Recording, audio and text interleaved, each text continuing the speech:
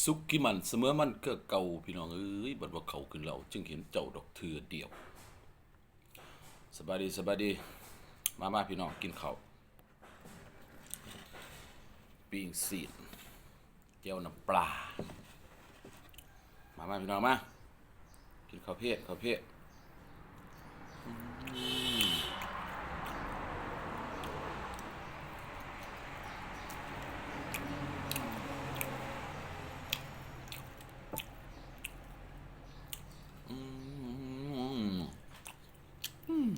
แซ่บ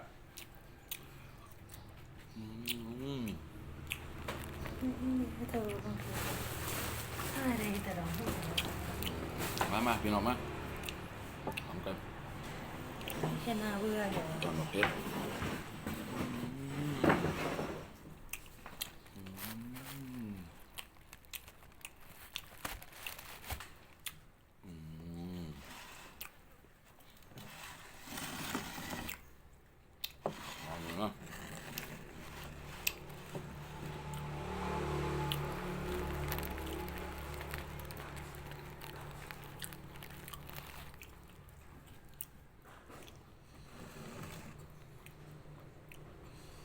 กินซีนนอนพี่น้อง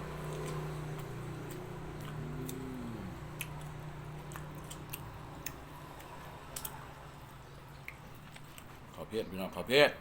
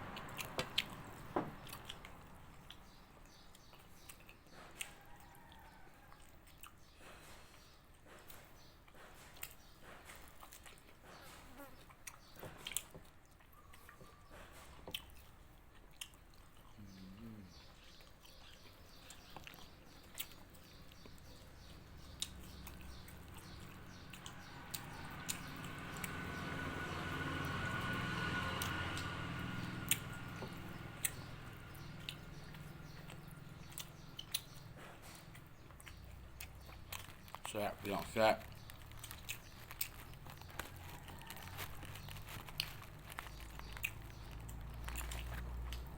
มาพี่น้องมา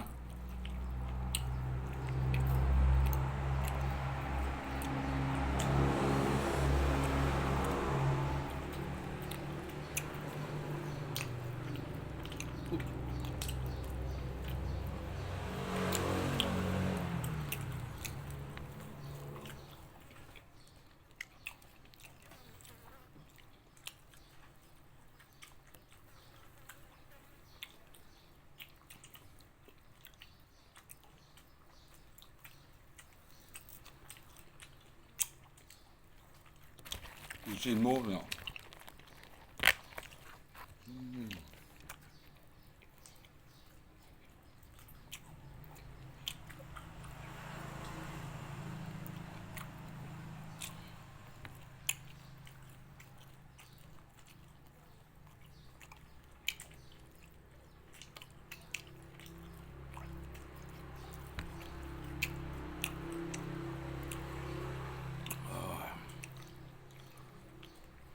แซ่บพี่น้อง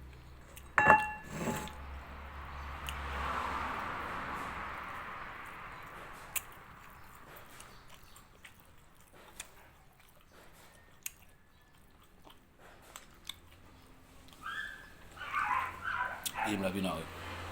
ขอบคุณไลน์สำหรับคลิปนี้ เนาะขอฝากไว้เพียงเท่านี้ถามมากช่วยกดไลค์ช่วยกดแชร์กดติดตามด้วยพี่น้องเด้อ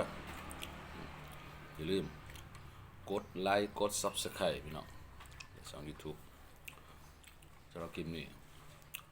สบายดีพี่น้อง